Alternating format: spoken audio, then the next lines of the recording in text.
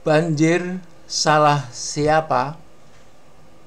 Terjawab oleh Djoko Suryanto, Master of Engineering Hidrologi.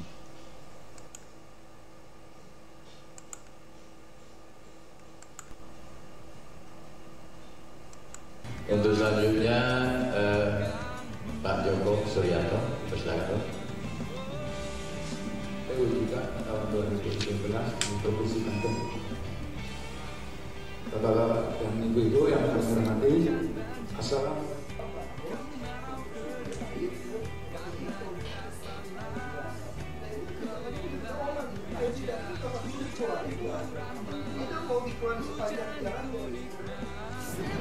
Jangan kelola dan Jakarta bisa. Masih stay tune di podcast media dari Wake Media. Kali ini sudah bersama narasumber kita. Sudah penasaran pastinya semua siapa sih narasumber kita kali ini. Baik, langsung saja kita sapa. Assalamualaikum Bapak. Waalaikumsalam. Apa kabarnya hari ini Bapak? Alhamdulillah. Alhamdulillah sehat. Terima kasih sudah mau bergabung di podcast kami dari Wake Media. Nah, sesuai tema hari ini Pak. Tadi judulnya aja banjir salah siapa Pak? Jadi menurut Bapak banjir itu salah siapa? Oke. Sesuai dengan saya yang kedua, Indonesia salah kelola hujan. Jadi di sini ada kesalahan manusia yang diberi tanggung jawab untuk penanggulangan banjir. Ada 3 kesalahan di sini. 1, hujan dikambing hitamkan sebagai penyebab banjir, padahal hujan bukan penyebab banjir. Yang kedua, hujan selalu dibuang selama 76 tahun ini di Indonesia. Yang ketiga, hutan dirusak. Sudah 72% hutan Indonesia hilang.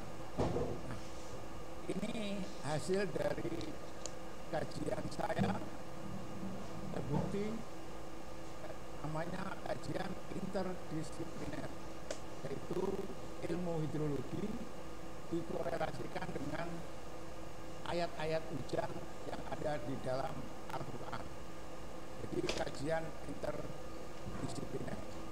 Selama ini yang diaplikasikan di lapangan dengan kajian monodisipliner, yaitu dari akademisi atau perguruan tinggi. Jadi kajian monodisipliner ini membahayakan manusia dan alam. Ini terbukti 11 tahun terjadinya bencana terakhir ini membuat korban meninggal 12.000 dan pengungsi 41.100.000. Jadi selama ini ada kesalahan tadi yang saya sudah sebutkan. Jadi kita pahami bahwa di bumi ini berlaku hukum Allah secara otomatis dengan petunjuknya ayat kauliyah ada di dalam Al-Quran dan surat dan ayat kauniyah dalam peristiwa alam. Nah, peristiwa alam itu termasuk banjir. Jadi ayat kauliyah itu harus sinkron dengan ayat kauniyah. Kalau tidak sinkron berarti ada yang salah. Sementara itu dulu jadi kesalahan oleh manusia yang diberi tanggung jawab dalam menanggulangi bencana banjir di Indonesia ini. Baik. Jadi menurut Bapak kesalahan adalah pada manusianya yang salah mengelola. Lalu apakah pemerintah selama ini dengan program-programnya itu sudah bisa mengatasi banjir? Oke. Sesuai tadi yang penjelasan saya pertama, 76 tahun terdapat 3 kesalahan tadi. Jadi yang dilakukan oleh pemerintah selama ini yaitu pengendalian banjir dengan kegiatannya 1, mengenali debit banjir. Ini artinya analisa debit banjir yang terjadi. Yang kedua, mengisolasi daerah genangan. Yang ketiga, mengurangi elevasi tinggi muka air banjir. Ini berarti di sungai. Jadi itu yang selama 76 tahun dilakukan. Itu adalah untuk mengatasi dampaknya banjir. Jelaskan tadi yang dilakukan 3 kegiatan tadi dengan programnya pengendalian banjir. Itu bukan untuk mencegah terjadinya banjir, tapi sudah terjadi banjir. Itu yang dilakukan selama 76 tahun ini. Jadi belum menyelesaikan penyebab banjirnya apa. Jadi menurut Bapak selama ini, selama hampir 76 tahun itu pemerintah hanya menanggulangi dampaknya saja. Betul. Dan belum bisa menanggulangi bagaimana cara menanggulangi sebelum terjadinya banjir. Iya. Lalu kalau menurut Bapak bukan hujan penyebab banjir, lalu faktor apa sebenarnya yang sangat memicu terjadinya banjir di berbagai wilayah Indonesia? Oke, jadi faktor yang menyebabkan banjir yaitu pertama, hujan dibuang. Ini justru berdampak banjir, kekeringan, dan tanah longsor. Ini juga Permen PU-nya sudah ada, nomor 12 /PRT /M tahun 2014 tentang penyelenggaraan drainase perkotaan. Nah, ini sampai saat ini belum dilakukan. Yang kedua, karena selalu merusak hutan. Jadi merusak hutan pun ini juga belum ada program yang untuk restorasi atau rehabilitasi. Baru dilakukan tahun 2019, itu pun dananya tidak signifikan, yaitu oleh Kementerian KLHK dengan judulnya Gerakan Nasional Pemulihan DAS. Harusnya ini yang diutamakan, dananya diperbesar. Jadi bukan normalisasi sungai, sodetan, itu keliru. Karena itu bukan penyebab banjir. Penyebab banjir adalah kerusakan hutan, kemudian hujan dibuang. Harusnya hujan itu disyukuri. Ini sesuai dengan Surat Ar-Ra'd ayat 17 dan Ibrahim ayat 7. Ya, baik. Kalau menurut Bapak tadi harusnya penyebab banjir itu salah satunya adalah faktornya karena kerusakan hutan seperti itu. Kalau pemerintah berdalih bahwa apa yang dilakukan selama ini sudah benar dan kerusakan hutan itu ya karena bukan salah pemerintah gitu. Lalu apa yang menyebabkan kendala yang selama ini belum bisa pemerintah untuk menyimpan hujan agar tidak terjadi banjir? Oke, jadi harus ada perubahan paradigma. Jadi pola pikir manusia yang diberi tugas untuk menanggulangi bencana banjir, kekeringan, dan tanah longsor itu harus pola pikirnya benar, seperti kajian interdisipliner tadi, bahwa hujan itu yang benar harus disimpan, diresapkan. Secara teknis kalau turun hujan itu ada 3 parameter: evaporasi, infiltrasi, dan run off. Nah, yang bisa dikelola itu run off sama infiltrasi. Nah, sesuai dengan surat Ar-Ra'd ayat 17, run off itu akan hilang. Ini dikorelasikan dengan surat Ar-Ra'd ayat 17, kalau turun hujan hilang itu batil. Jadi selama 76 tahun itu kita melakukan kebatilan, akhirnya berdampak banjir, kekeringan, dan tanah longsor sesuai dengan Permen PU tadi. Padahal PUPR juga sudah mempunyai dasar untuk melakukan itu yang sesuai dengan surat Ar-Ra'd ayat 17. Kira-kira itu. Ya. Baik, jadi masih banyak sekali perbincangan kita. Nanti mungkin kita akan lanjut lagi perbincangan bagaimana sih harusnya hujan itu dikelola agar tidak menjadi banjir dan tidak menjadi musibah untuk Indonesia. Ya. Baik, jangan kemana-mana, tetap di podcast video dari Waktu Media.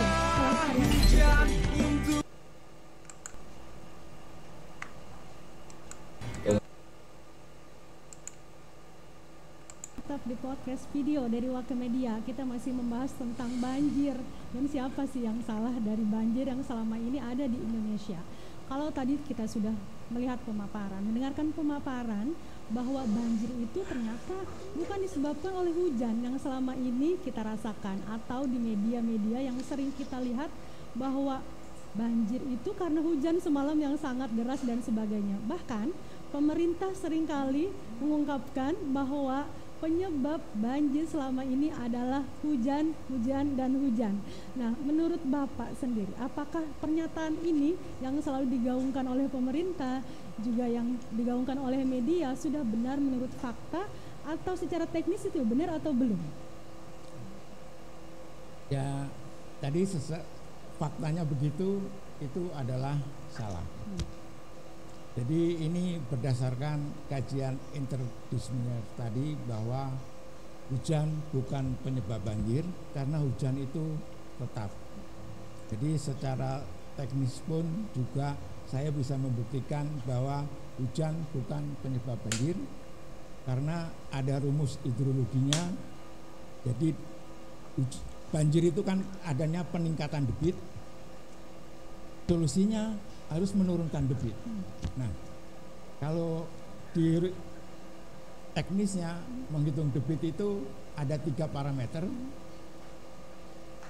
intensitas hujan, C, dan A. Jadi C itu koefisien runoff. Ini tergantung dari tutupan lahan. Seperti hutan, tutupan lahannya gundul, berarti runoff-nya tinggi. Itu antara 0 sampai 1, ya misalkan 0,9 gitu. Nah, ini pasti debitnya akan besar.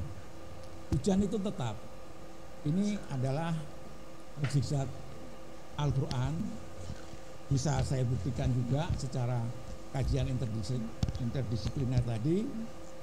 Terus lahan hutan, faktanya juga 72% hutan di Indonesia itu rusak. Jadi tadi C kali A kali I, T-nya yang berubah itu hutannya yang rusak, A-nya tetap, curah hujannya tetap. Jadi memang terbukti kan. Jadi yang bisa merubah debit meningkat itu C. Itu udah terbukti secara matematika, terbukti secara ayat kauliyah di Al-Quran juga terbukti. Jadi memang rahmat, hujan itu rahmat, harus disyukuri. Jadi yang hilang kalau turun hujan, yang hilang itu batil. Batil itu salah. Jadi yang bermanfaat untuk manusia itulah yang benar. Jelas tuh di surat Ar-Ra'd ayat 17. Jadi menurut Bapak kan tadi teknisnya salah ya, secara fakta memang itu salah. Gitu kan. Kalau banjir itu disebabkan oleh hujan, seperti saya juga yang orang biasa kalau hujan besar nih udah ketakutan banjir nih Pak, apalagi yang tinggal di perkotaan. Di Jakarta setiap tahun pasti merasakan banjir. Pasti, karena yang dilakukan selama ini membuat banjir, bukan mengurangi banjir. Apakah mungkin memang ada perbedaan Pak di antara daerah-daerah di Jakarta dengan daerah-daerah di luar Jawa begitu penanggulangan untuk banjir, atau mungkin dari elevasi tanahnya, atau mungkin itu karena setiap kalau melihat dari sekarang, kejadian sekarang, banjir itu hampir sudah merata di seluruh Indonesia gitu kan. Bukan hanya di daerah perkotaan saja yang memang mungkin secara runoff-nya itu kurang gitu. Tapi sudah mencakup ke berbagai daerah-daerah yang mungkin tidak terpikirkan banjir sebelumnya. Jadi menurut Bapak apa sih selain mungkin kalau di perkotaan ya mungkin sudah jelas gitu ya, resapan airnya kurang dan sebagainya. Tapi kalau misal di daerah-daerah seperti di Kalimantan dan sebagainya yang jauh dari kata perkotaan, tapi masih saja terjadi banjir. Oke, jadi memang beberapa daerah di Kalimantan juga ada yang hutannya masih bagus ya, 80% masih bagus. Tapi memang bencana itu kan datangnya dari Allah. Jadi ada 7 perilaku manusia yang membuat bencana. Cuma saya akan sajikan. Salah satunya tadi perilaku manusia tadi yang bisa mengundang bencana tadi, berprasangka buruk terhadap hujan. Tadi kan hujan, banjir akibat hujan, itu berprasangka buruk. Itu bisa mendatangkan bencana. Berprasangka buruk itu mendatangkan bencana. Belum secara teknis di lapangannya udah salah tadi kan, hujan dibuang. Tapi menurut Bapak selama ini nih, dari tahun sekian lah gitu, sudah 70 tahun hampir ini, apakah tidak ada yang sampai saat ini sudah ada cara yang terbaik yang pernah dilakukan oleh pemerintah? Mungkin di saat ini, di pemerintahan saat ini sudah ada gitu cara-cara terbaik yang sudah bisa setidaknya mengurangi intensitas banjir. Ya, oke. Saya juga alhamdulillah di era Bapak Jokowi ini memanen hujan sudah diimplementasikan. Dulu sebelum era Pak Presiden Jokowi, pembangunan bendungan itu di Jawa dilarang. Tapi begitu era Pak Jokowi 2 tahun periode ini akan membangun 65 bendungan, tapi mungkin tinggal beberapa bendungan yang akan diresmikan di tahun ini juga. Yang kemarin juga barusan 3 bendungan diresmikan, yang akan datang itu 7 bendungan lagi dalam rangka program yang 65. Jadi pemerintah melalui PUPR sudah benar menyimpan hujan, tapi belum secara masif. Jadi maksud saya ini harus secara masif. Tadi yang permen PU tadi, drainase konvensional dirubah menjadi eco drainase, ini secepatnya bisa diimplementasikan di seluruh kabupaten. Jadi tidak ada run off yang terbuang. Jadi dari drainase itu selama ini kan dibuang ke sungai, ke saluran drainase, ke sungai, ke laut. Nah ini sekarang ditampung. Nah, kemudian yang belum dilaksanakan yaitu memanen hujan dari atap rumah seluruh Indonesia. Tadi kan sudah saya bilang, banjir itu akibat peningkatan debit.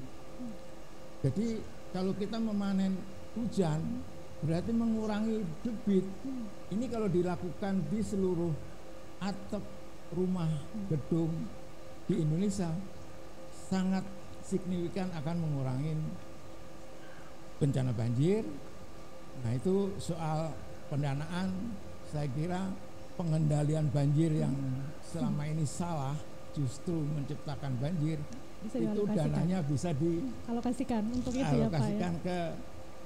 Dibahkan ke masyarakat yang tidak mampu untuk memanen air dari rumah-rumah. Baik. Ini harapan saya. Ya, menurut Bapak ada nggak di wilayah Indonesia ini sudah menerapkan daerahnya untuk memanen hujan gitu? Sudah ada ya, saya termasuk ikut dari gerakan memanen hujan Indonesia. Ini banyak dilakukan di Jogja, di UGM. Ini udah tahun keempat dalam rangka gerakan memanen air Indonesia, dan yang secara tradisional juga udah dilakukan di Kalimantan yang airnya payo itu juga udah memanen hujan, di Gunung Kidul contohnya sudah ada. Dan PU sendiri juga ada namanya program upah, tapi belum masif ya, belum masif. Jadi belum secara signifikan untuk bisa mengurangi banjir tadi. Karena memang yang paling utama adalah restorasi hutan. Jadi untuk ke arah ke sana ini KLHK sudah ada programnya 10 tahun ke depan yang namanya tadi Gerakan Nasional Pemulihan Das. Ada 2.145 das kritis. Itu prioritas yang harus di restorasi, dipulihkan. Ya, saya kira itu. Jadi menurut Bapak tadi sudah ada di beberapa wilayah Indonesia yang melakukan gerakan memanen hujan. Ya. Apakah itu sudah terbukti benar bisa mencegah debit air dan mengurangi banjir? Oke, saya berikan contoh. Ada di tahun 2012 di Kampung Kelintung, Bapak RW yang namanya Insinyur Bambang Irianto, itu RW-nya selalu langganan banjir dan kumuh. Begitu dapat advis dari Rektor Brawijaya, untuk membuat sumur resapan. Alhamdulillah setelah 2 tahun dilakukan, banjir menghilang, rahmat ditambah. Ini sesuai dengan surat Ibrahim ayat 7. Jadi firman Allah itu pasti, sekecil apapun akan sesuai dengan firman itu. Jadi itu contoh, apalagi Indonesia. Jadi kemarin ada undang-undang yang memberi peluang sebagai investor untuk melakukan, ya ibaratnya hutan akan dijadikan usaha. Saya harapkan melalui surat Ibrahim itu rahmat pasti akan dibalas oleh Allah. Jadi kalau kita menyimpan hujan itu sudah bukti. Jadi jangan merusak hutan. Ya itu gara-gara pemerintah tidak tahu penyebabnya. Jadi akhirnya timbul undang-undang kemarin kerja itu. Ya. Tapi mungkin setelah disimpan hujan menurut Bapak, Ya. lalu apa sih gunanya hujan disimpan? Kalau sebagai saya orang awam, misalnya saya menyimpan hujan gitu ya, air hujan yang datang gitu saya simpan, lalu apakah itu berguna gitu untuk kehidupan sehari-hari? Sangat berguna. Jadi setetes hujan itu pasti bermanfaat. Jadi air hujan itu sebetulnya murni. Jadi saya pernah baca itu air hujan nggak bisa jadi es, tapi saya belum mencoba. Tapi di pengalaman Bapak Agus Mariono, dekan Universitas Gadjah Mada, yang sudah mempunyai sekolah air hujan dipimpin oleh Ibu Ening, itu memanen air hujan, disaring, diminum, itu ternyata bisa mengobati penyakit kronis. Karena hujan itu memang suci, bersih, ada ayatnya itu, bersih, suci. Sebagai umat Islam kan kita percaya bahwa hujan itu rahmat ya, pasti menimbulkan maslahat atau kebaikan gitu ya. Tapi mungkin bagi sebagian orang dianggap sebagai penyebab banjir selama ini. Nanti saya akan terus berbincang dengan Bapak apa yang seharusnya program yang pemerintah lakukan untuk menghindari banjir tersebut dengan cara memanen hujan yang benar. Tetap di Podcastpedia dari Wake Media setelah pariwara berikut ini.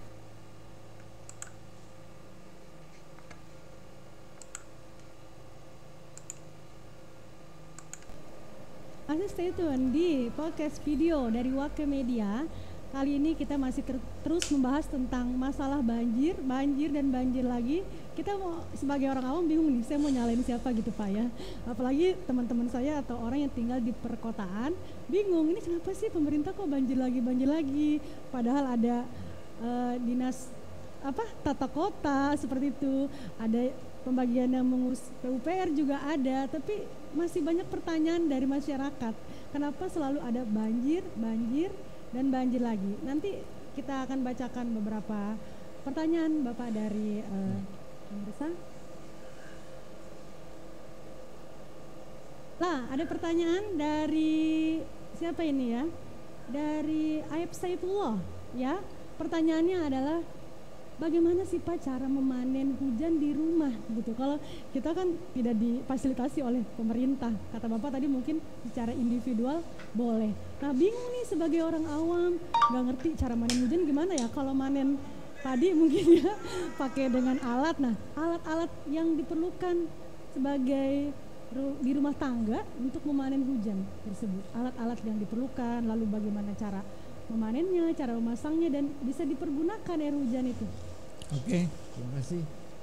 Jadi itu lebih bagus memang inisiatif ya, begitu mendengar apa yang saya sampaikan ini secara individual. Kalau kita mampu memanen hujan dari rumah, jadi udah mengurangin pompa, mengurangin beli air galon, karena memang air hujan itu bisa diminum. Jadi caranya di atap kita itu kita pasang talang, kita masukkan air hujan itu ke tangki. Tapi sebelum masuk ke tangki kita buang dulu selama 15 menit. Hujan itu dibuang, jangan langsung masuk tangki supaya debu-debunya hilang.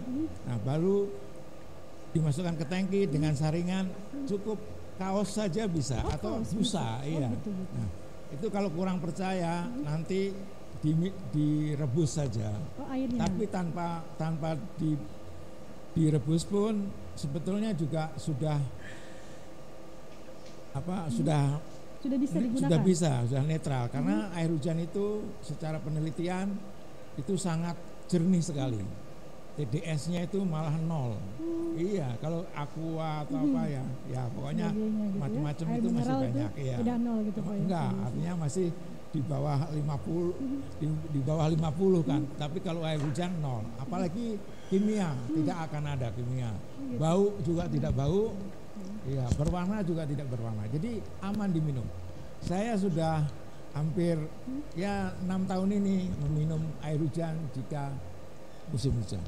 Ya, itu. Tapi kalau menurut ibu-ibu nih seperti saya Pak ya, kalau anak kecil main hujan-hujanan gitu kan, itu nggak boleh, takut ada bahan kimia dan harus dibilas lagi dengan air pam atau air keran di dalam kamar mandi.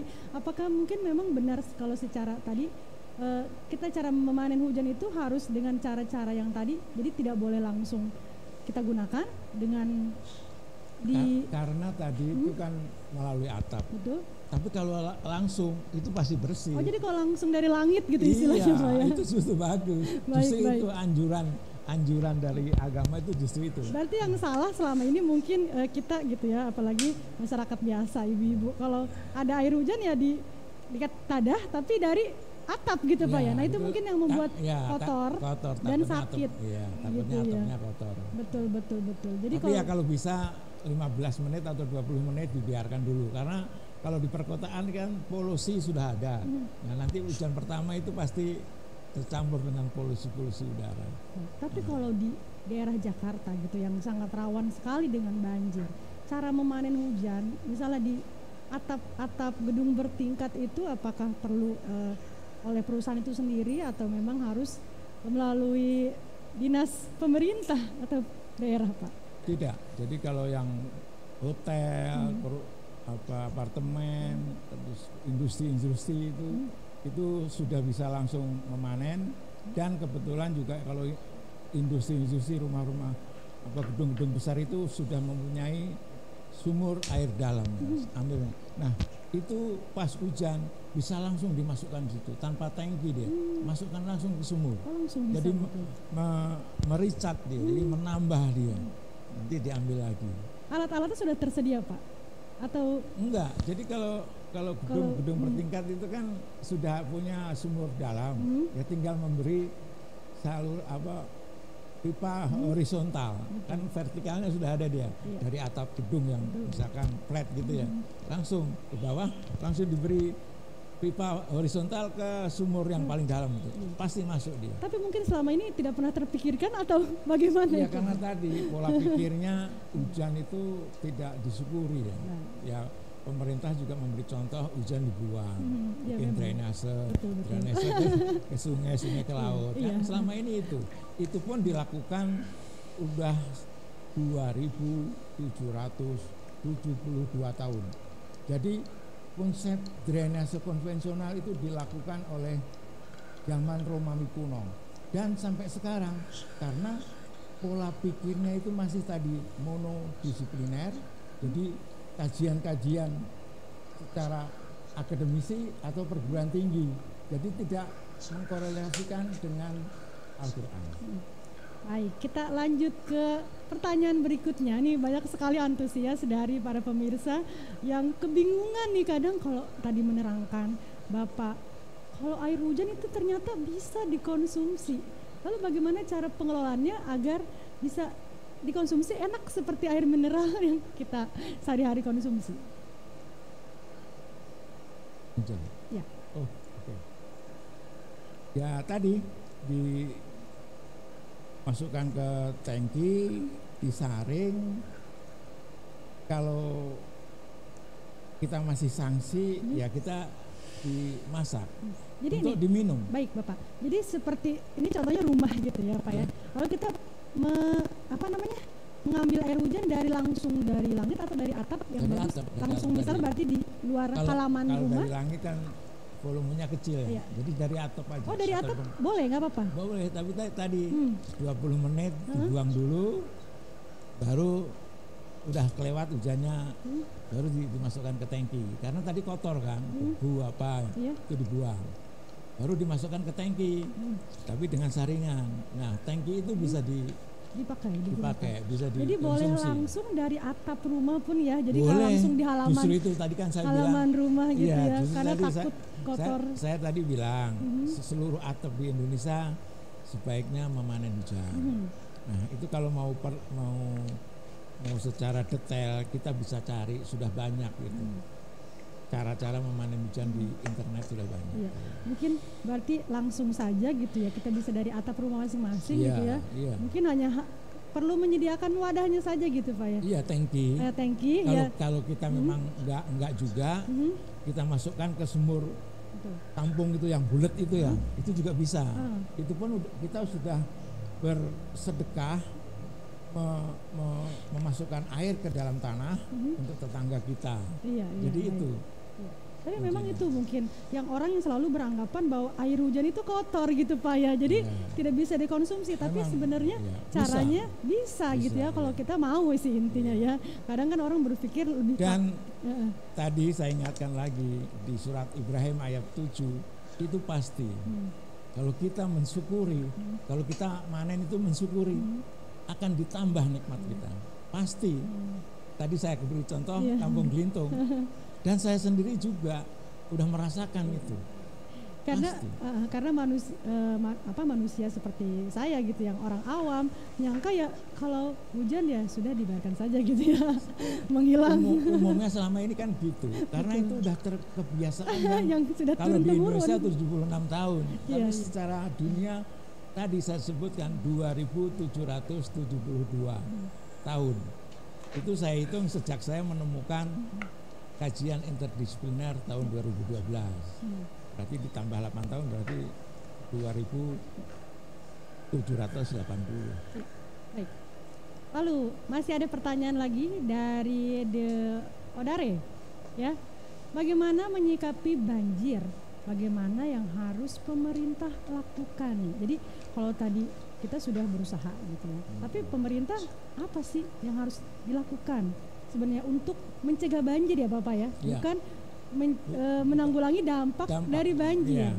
Seperti apa itu? Ya, jadi kan selama ini yang dilakukan selama 70 tahun ini adalah dampak banjirnya.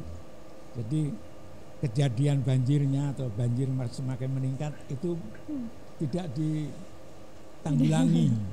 Jadi ya tadi harus merubah pola pikir saat ini setelah mendengar informasi ini.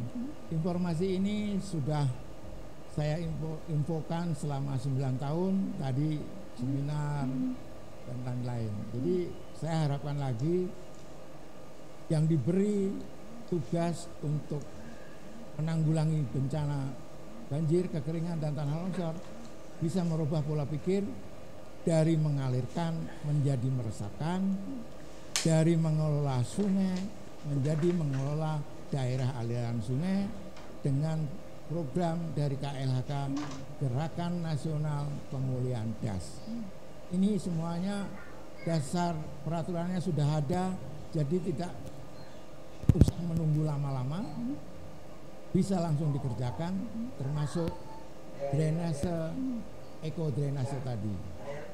Dan yang belum secara masif tadi memanen hujan dari atap rumah. Tapi ada kaitannya dengan debit air hujan dengan seberapa banyak yang harus kita panen Pak. Jadi ada ibaratnya ada perbandingan nggak?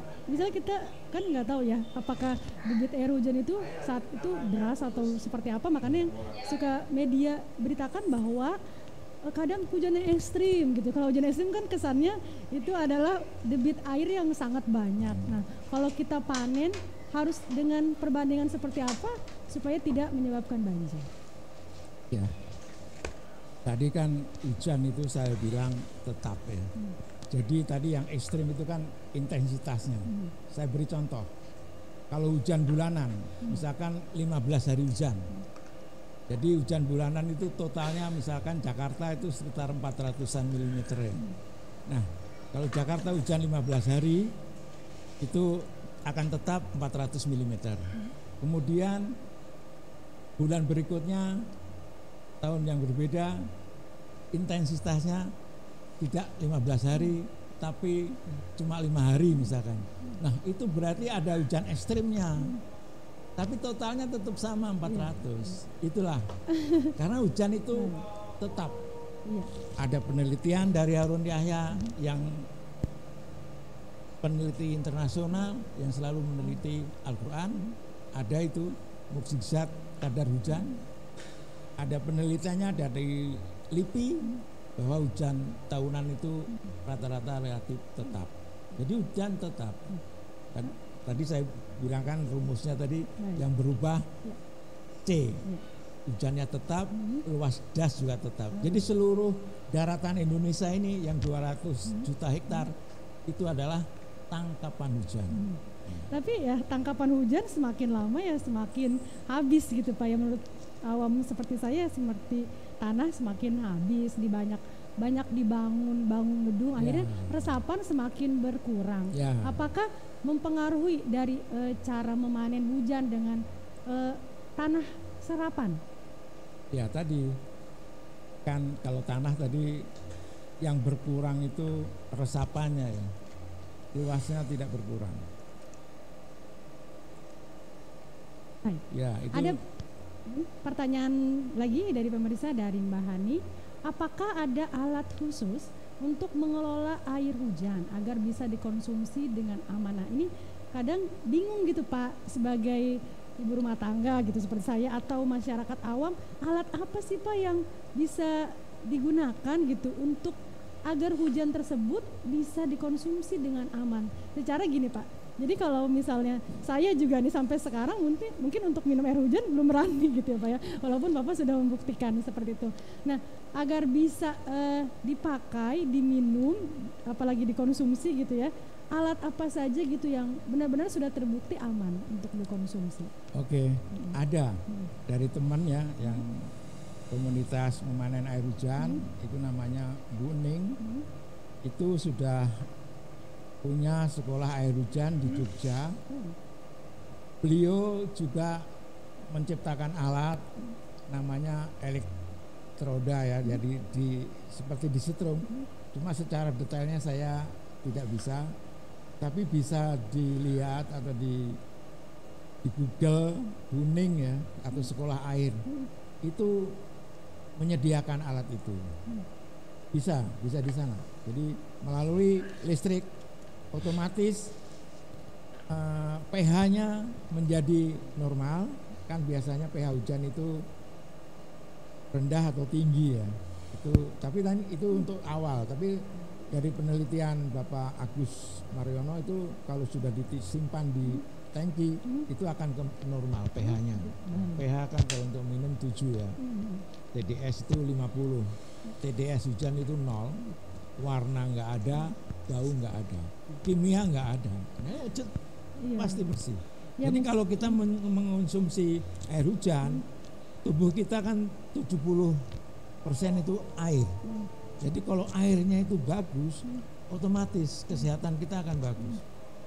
Dan bisa menyembuhkan kalau pH-nya 9. Jadi ternyata mungkin air hujan itu, kalau cara gampangnya tadi mungkin belum ada alatnya gitu, masih di Jogja tadi ya. Mungkin nanti bisa dikembangkan lagi, tapi mungkin sebelum menunggu waktu tersebut ada alat yang dijual, jadi kita lebih praktis gitu Pak.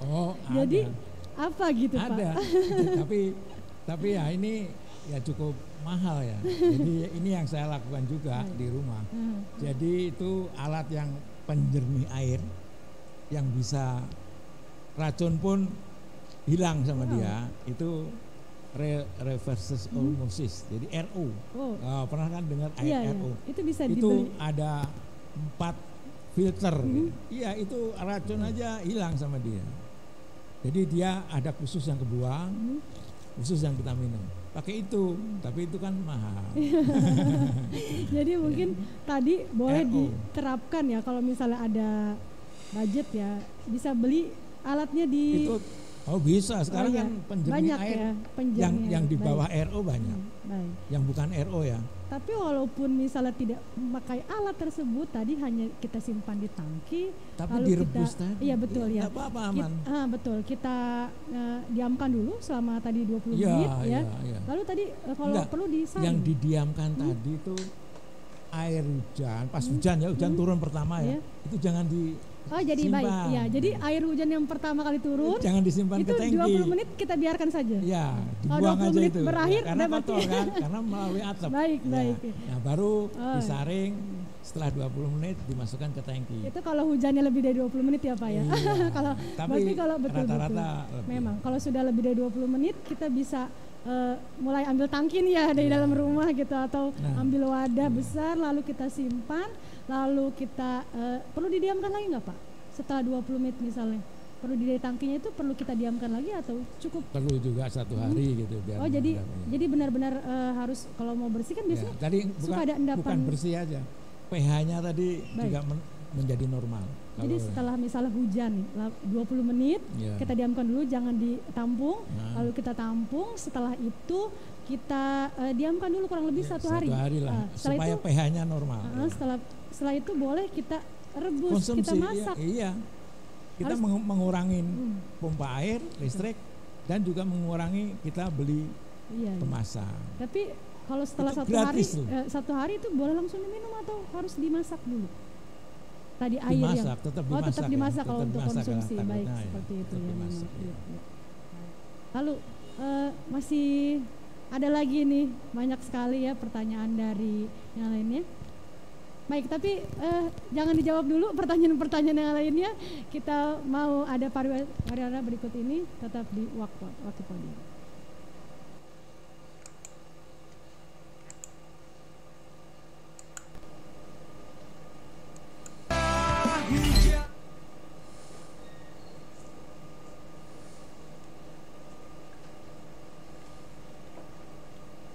Ketika hujan turun ya Pak ya. Tadi udah berbagai banyak pertanyaan yang sudah masuk dan sudah dijawab juga. Mudah-mudahan bisa terinspirasi ya semua dari Bapak dengan podcast ini, bahwa hujan itu harusnya bukan jadi hal yang menakutkan gitu ya. Aduh kalau hujan banjir nih gitu ya Pak ya. Aduh hujan nih banjir, tapi harusnya dengan hujan kita bersyukur, malah bisa menambah tadi seperti kita bisa konsumsi, bisa kita gunakan seperti itu. Nah, untuk yang terakhir nih Pak, sebagai konsultan di bidang air dan penanggulangan banjir, apa sih pesan dan harapan Bapak untuk masyarakat dan untuk pemerintah khususnya agar tidak terjadi lagi banjir, sebisa mungkin berkurang intensitas banjir di negeri ini? Oke, terima kasih. Nah, saya mengharapkan dengan live streaming saya ini, saya sudah 9 tahun mensosialisasikan hujan harus disimpan. Saya mengharapkan pemerintah bisa merubah pola pikir dari membuang menjadi menyimpan, dan juga dari akademisi swasta, simpanlah hujan atau panenlah hujan melalui gedung-gedung, masukkan ke sumur-sumur dalam, sumur tradisional, atau disimpan. Untuk masyarakat yang terinspirasi dengan informasi saya ini, marilah kita memanen hujan dari atap kita masing-masing. Pasti Allah akan menambah nikmat kita. Itu janji Allah tidak pernah berubah. Tadi sudah saya berikan contoh di Kampung Gelintung. Itu harapan saya. Baik, terima kasih banyak Bapak atas waktunya.